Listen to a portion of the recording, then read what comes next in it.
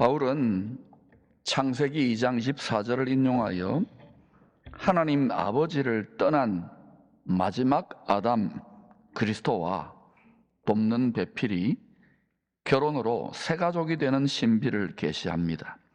에베소서 5장 31, 32절입니다. 시작.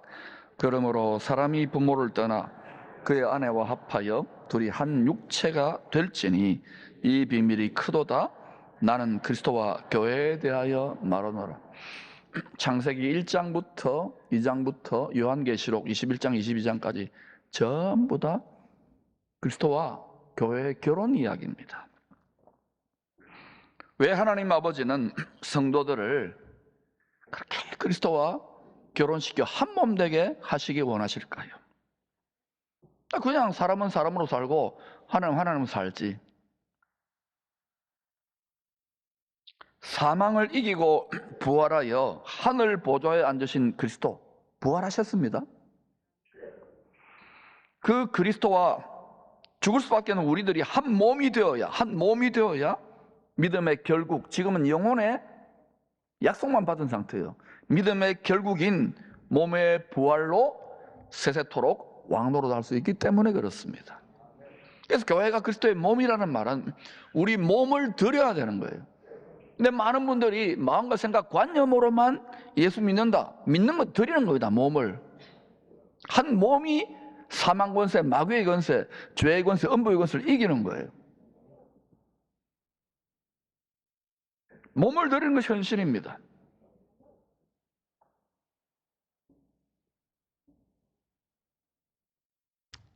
헌신 예배를 100년 드려도 그리스도의 몸된 교회가 되지 않으면 음부의 권세, 마귀에게 놀아나게 되는 거예요. 그걸 육신의 생각이라 그래요. 몸의 생각. 하나님의 원수가 되게 만드는 거예요. 여러분의 몸이 들여져 있는가를 생각해 보셔야 돼요. 사람이 되신 하나님과 죽을 수밖에 없는 사람이 한 몸이 될 때 거룩한 가정, 거룩한 나라로 영원토록 살게 되는 것입니다. 하나님의 새가족 탄생의 큰 신비를 숨겨둔 이야기가 에스더서입니다. 선지자들의 예언대로 육체를 따라 우상 숭배를 포기하지 않았던 제사장 나라를 바벨론이 큰 몽둥이처럼 때려 부숩니다. 이스라엘만 그런 것이 아니라 우리도 똑같아요.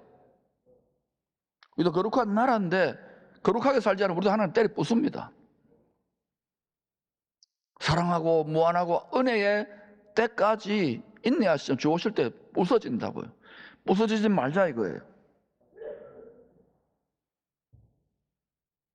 그 후에 다니엘의 예언대로 바벨론 제국을 무너뜨립니다. 몽둥이 서고 난 몽둥이를 부러뜨려 버린 거예요. 누가 페르시아 제국이 부러뜨리고 등장합니다. 이 세상 역사는요, 전부 다 하나님의 말씀, 하나님의 예언의 뜻을 이루기 위한 것입니다. 메시아의 초림과 재림. 그래서 역사의 주관자인 거예요. 성경 모르면 앞으로 점점 헤맬 겁니다. 정치가든 경제인이든. 교회도 마찬가지예요. 말씀을 통하여 메시아라는 지식을 모르면 망하는 거예요.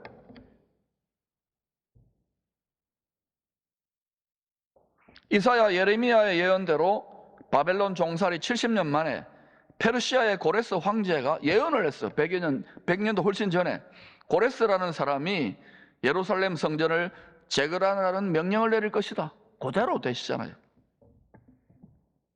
예루살렘 성전을 위해서 성전을 중심으로 온 세상이 움직이고 있는 걸 아셔야 됩니다.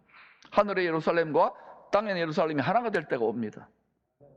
예언을 이루기 위한 이 세계사의 격변기에 지금도 여러분 이제 트럼프가 집권하고 나면 전 세계가 요동칠 것입니다. 마지막 때에 온 세상에 하나님의 뜻을 성취하기 위해서 빛과 어둠을 다 사용하시는 거예요. 페르시아의 아수에로 황제는 자신의 영광을 뽐내려고 큰 잔치를 벌입니다. 전 세계에서 온 외교사절단, 분봉왕, 신하, 비빈과 궁녀들이 다 함께 모인 국빈급 월드클래스 잔치입니다. 유명한 아이돌 가수들도 와서 막 잔치도 벌이고 이러겠죠. 황제는 이 큰 잔치의 클라이막스에 아리따운 왕후를 등장시켜서 큰 영광과 칭찬을 받고자 했습니다. 자랑질을 제대로 하려고 그랬던 거예요. 이 결정적인 순간에 왕후는 황제의 명령을 거절합니다. 체면을 완전히 구긴 황제는 진노해요. 그래서 황후 와스디를 폐위시킵니다. 우리는 구름 속으로 끌어올려져 주님을 영접하는 일이 분명히 있다고 합니다. 그걸 준비해야 돼요, 지금. 그 준비 못하면 폐위됩니다. 그러면 진노의 7 금대접이라니까요. 깨어나라고 계속 외치지 않습니까? 미지근하고 안일해가지고 신랑이 결혼하고 싶겠어요? 그리스도와 유럽 정복의 뜻을 이루지 못하고 돌아온 아수에로의 마음을 사로잡아 황후로 택함받은 여인이 에스더입니다. 자기 주변에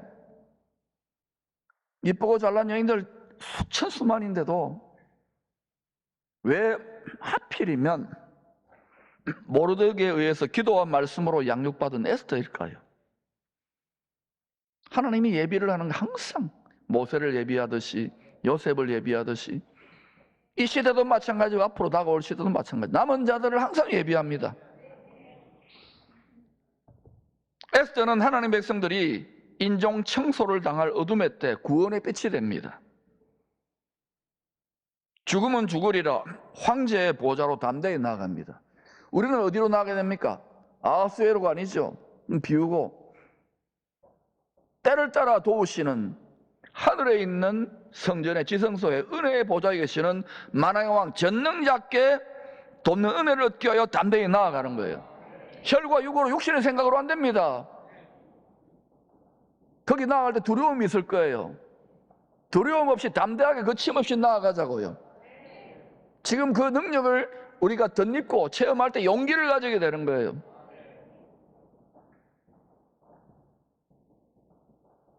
지식도 중요하지만 체험과 지식이 함께 가야 돼요. 안 그러면 쓴 말만 하지 몸을 들이지 못해요. 겁나는데 죽을 것 같은데.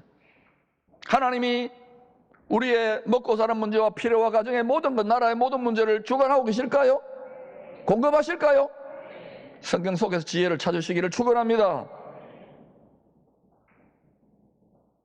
죽으면 죽으리라 황제의 보좌로 담대히 나아가 많은 생명을 살리는 샛별이 됩니다. 우리도 마찬가지예요. 때를 따라 도우신 은혜의 보좌에 담대히 나아가는 거예요. 담대히 나아가나 죽으면 죽으리라 나아가는 거예요. 그때 역전의 은혜가 나타나고 놀라운 역사가 나타난 거예요. 지금 우리나라의 시츄에이션도 그래요. 상황도 남은 자들이 거리나 데모하고 자기 의견을 외치는 거 그거는 각자 소견대로 하지만 정말 기도의 꼴방에서 역사의 주관자 되신 하나님 앞에 바쁜 일상에 여러분 기도의 자리를 만들잖아요. 기도해야 됩니다. 나하고는 무관하다. 다 우리에게, 우리 가정에, 우리 사업장에, 나 자신에게, 교회에 다 다가오게 될 것인데 얼마나 이기적인 생각입니까? 기도해야 될 때입니다. 담대히 은혜의 보좌에 나아가십시오. 유대인들은 이 기적 같은 역전의 은혜를 기념하여 불임절 명절로 지킵니다. 유대인들은 전통적으로 여호와 7절기를 의미하는 7등잔을 밝힙니다. 하나님의 구원이 7절기를 따라 때와 시기를 따라 이루어지는 것이죠. 그 등잔을 밝혀요. 7등잔. 7에 더해서 에스더의 불임절 역전의 기적이 일어났지요. 헬라의 적그리스도 안티오쿠스 에피파네스가 더럽힌 성전을 정결케 한 수전절을 기념하여 9등잔을 밝히기도 합니다. 이 9등잔을 하루카 등잔이라고 합니다.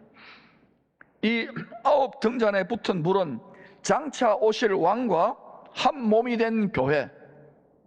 남편과 아내가 결혼하여 남편은 만왕의 왕입니다. 황제입니다.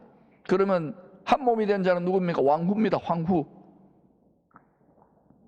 함께 지상에서 행할 구원의 빛의 예표가 7등잔불과 함께 불임절과 한우카 앞으로 일어날 일의 예표입니다.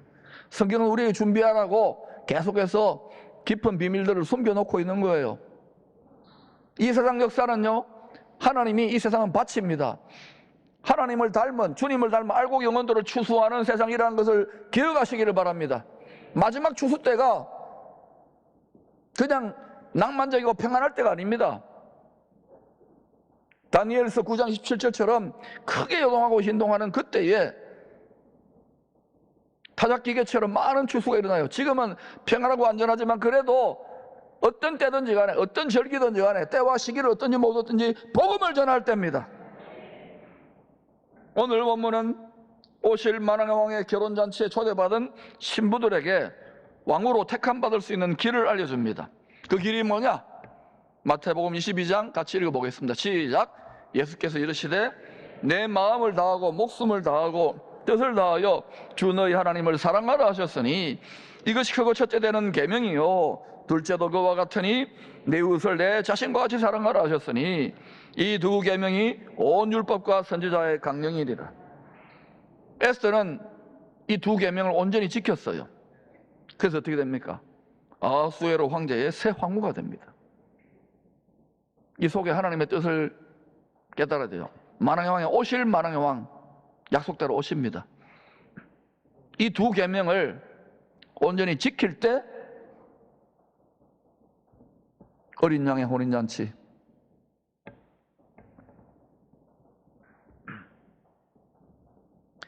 에스더의 결혼에는 오실 그리스도와 결혼하여 한 몸이 될 교회의 큰 신비가 숨겨져 있습니다. 아가서는 이 비밀을 솔로몬 왕의 마음을 사로잡아 황후가 된 술람미 여인을 통하여 알려줍니다. 왕비가 60명이요. 솔로몬 주변에 얼마나 많은 여인들이 있습니까? 당시에 그 자그마한 나라가 제사장 나라로 글로벌 스탠다드로 세상에서 제일 막강했어요. 전부 다 조공을 바치고 평화 조약을 맺자고 오잖아요. 왕비가 60명, 60명만 되겠어요? 후궁이 80명이요. 비웁니다. 시녀가 무수합니다. 이건 영적 위계를 말하는 거예요. 예수 그리스도 가까이 그 마음을 누가 사로잡느냐. 무수하다. 내 비둘기, 내 완전한 자는 하나뿐이로구나. 평강의 왕, 평강을 가지고 올 왕의 마음을 사로잡은 내 비둘기, 내 완전한 자는 하나뿐이로구나. 그런 그의 어머니의 외딸이요, 그 낳은 자가 귀중하게 여기는 자로구나. 여자들이 그를 보고 복된 자라 하고 왕비와 후궁들도 그를 칭찬하는구나. 누가 왕후가 됩니까? 나의 비둘기, 나의 완전한 자. 신랑이 오시는데 그분이 만왕의 왕으로 오십니다. 그분의 마음을 빼앗아야 돼. 그 마음을 사로잡아야 되는 거예요.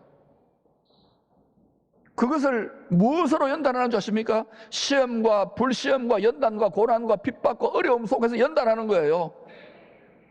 복되고 흥황하고 잘 될 때, 생생날 때는 다 모이지만 앞으로 열방의 교회들은 점점 그렇게 해서 하나님 연단합니다.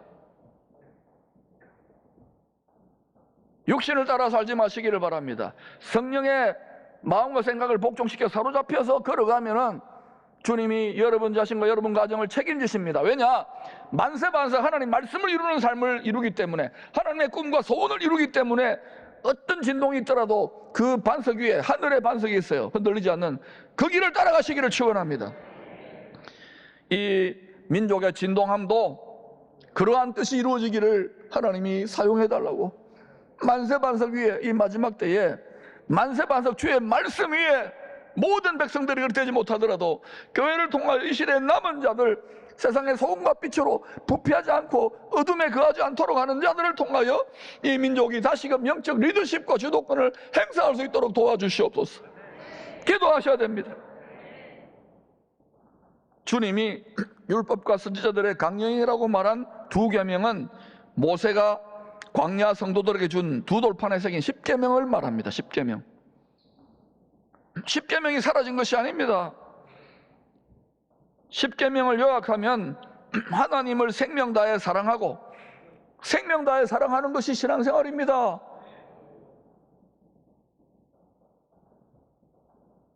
이웃을 내 몸과 같이 사랑하라. 이번에 일꾼 세웁니다. 이 도시에 기쁨의 교회 정도 브랜드가 돼서 직분자가 되면 제법 좋은 명예가 될 수 있지만 그런 분들을 세우면 안 됩니다. 나하고 친하다고 세우면 안 됩니다. 주님을 마음을 다해 생명을 다해 사랑하는 분을 세울 때 그 교회가 반석 위에 서게 되는 것입니다. 이웃을 사랑해야 됩니다. 이웃이 원수입니다. 그런데 복음을 전해보세요. 다 육신의 생각으로 하나님의 원수가 된 사람들에게 환복의 복음을 전하는데 성깔이 막 그대로 올라와요. 미성숙한 지도자들 때문에 나라가 이 지경 되는 거예요. 여러분, 오늘 특별히 앞으로 선거도 마치 합당하게 투표하시기를 축원합니다. 나는 몰라. 정치에 대한 무관심 때문에 나라가 이 지경 되고 있잖아요. 하나님을 생명 다해 사랑하고 이웃을 내 몸과 사랑하라 10계명을 요약한 것이 2계명입니다. 지금 2계명 말하잖아요. 10계명을 말하는 거예요. 그리스도와 한 몸 된 교회의 심장이 10계명이에요. 하나님을 생명 다해 뜨겁게 사랑하지 않으면 심장이 식어져요. 이웃을 뜨겁게 사랑하지 않으면 심장이 식어져요. 이웃이 원수로 행하는데 복음을 전하지 않으면 심장이 식어버린 거예요. 오래된 교회에 이 심장이 뜨거워지기를. 라오디게아 교회를 보세요. 미지근하여 나는 부자라 부족함이 없다고 이 트렌드를 갈아엎기 위해서 얼마나 많은 애를 쓰고 있는지를 아시기를 바랍니다. 뜨거워져야 돼요. 불법이 성행하고 있잖아요. 하나님 말씀을 무너뜨리잖아요. 사랑이 식어져 심장이 식어지면 안 되는 거예요. 출애굽기 10장에서 31장까지 모세가 전한 율법을 압축한 2돌판 10계명입니다. 출애굽기 31장 18절입니다. 여호와께서 시내산 위에서 모세에게 이르시기를 마치신 때에 율법을 다 주신 거예요. 증거판, 내가 한 말이 맞다. 둘을 모세에게 주시니 이는 2돌판이요. 하나님이 친히 쓰신 것이다. 하나님의 손가락으로 썼어요.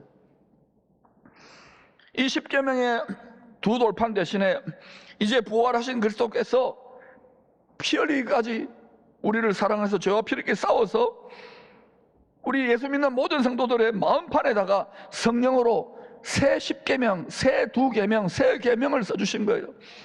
옛 계명이 사라진 것이 아니라 우리 마음판에 새롭게 쓰셨기 때문에 새 계명인 거예요. 율법이라고 다 폐기시키면 안 돼요.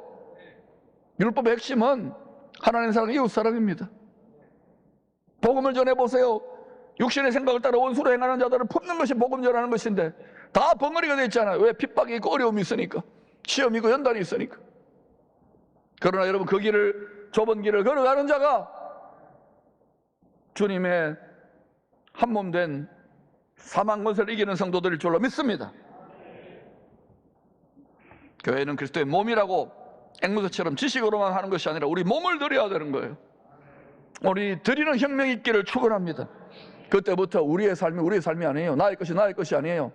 내 것도 하나님 거, 하나님 것도 내 거가 되는 거예요. 알아듣겠습니까? 결혼이 성립되기 때문에. 이 마음판에 성령으로 새긴 새 계명은 죄종으로 살던 죄인들을 신랑이 피로 값주고 사서 신부로 삼겠다는 결혼 계약서, 약혼 계약서입니다. 성도들을 정결한 처녀로 양육하여 오실 왕의 신부로 중매한 일을 했던 바울은 이를 이렇게 설명합니다. 너희는 우리로 말미암아 나타난 그리스도의 편지니, 우리가 책인 거예요. 편지일 거예요. 어떤 말을 하고 어떤 이야기를, 어떤 생각을 하고 있습니까? 어떤 스토리를 만들고 있습니까? 신랑 대신 예수님께 연애 편지를 써야 되는데, 이는 먹으로 쓴 것이 아니요 오직 살아계신 하나님의 영으로 쓴 것이며 2돌판에 쓴 것이 아니요 오직 육의 마음의 판에다가 쓴 것이라. 10계명은 우리 마음판에다 써놓은 거예요. 마음판에 성령으로 쓴 새 계명, 이 새 계명을, 이 10계명을 새롭게 우리 안에 적용시키기 위해서, 우리 안에 아예 집어넣기 위해서 돌판에 쓴 것은 안 됐잖아요. 정죄의 직분으로 끝났잖아요. 그래서 예수님이 피 흘려가지고 성령을 통하여 우리 마음판에 너희들을, 음행한 여자 같은 너희들을, 세상과 착한 너희들을 나 포기할 수 없어, 죽기까지 우리들을 사랑한 거예요.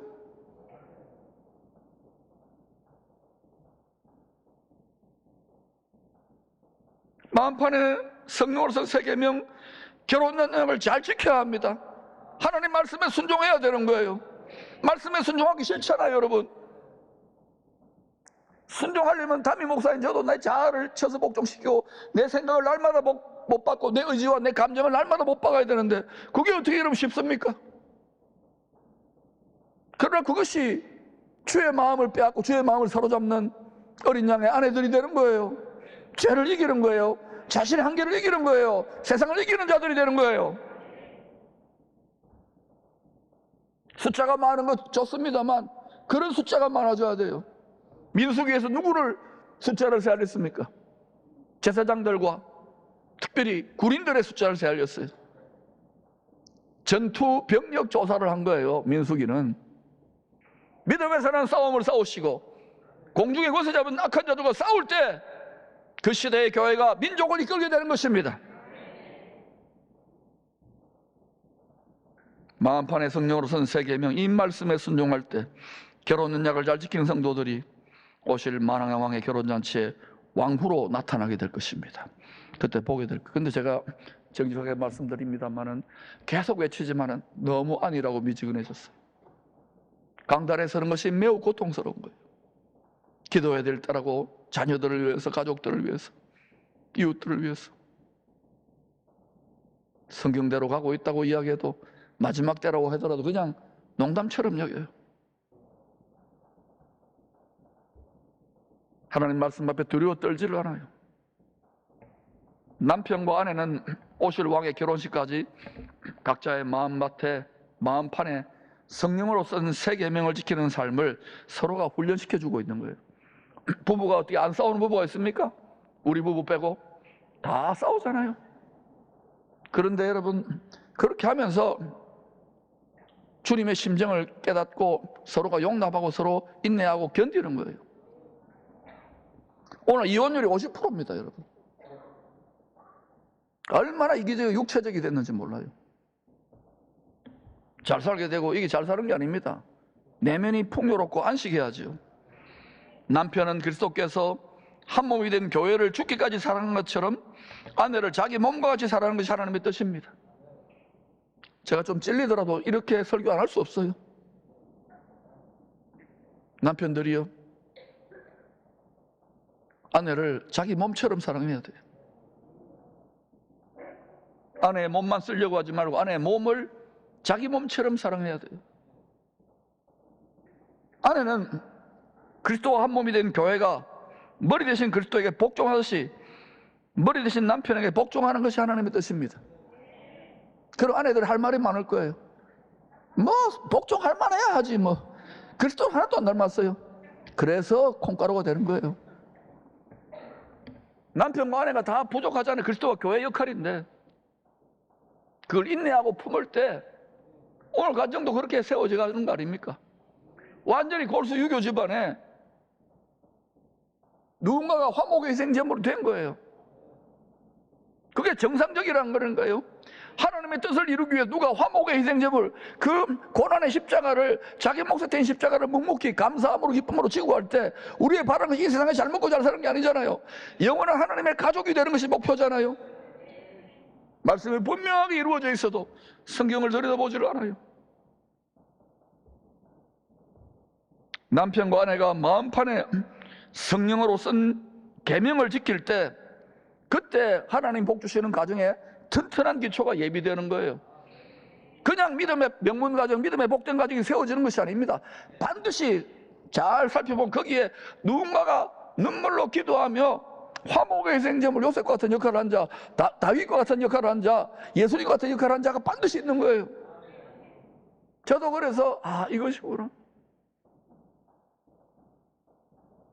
여러분이 그냥 복주의소 그 복 받아서 뭐 할 건데요? 여러분의 가정을 하나님의 영원한 복에 참여시키는 화목의 생제물이 다 될 수 있기를 축원합니다. 말씀의 거울에 비친 각자의 모습을 잘 살펴봐야 돼요. 설교도 여러분을 영혼의 모습을 거울에 비춰드리는 거예요. 듣고 거울 보고 씻지를 않아요. 단장을 안 해요. 신부 단장을.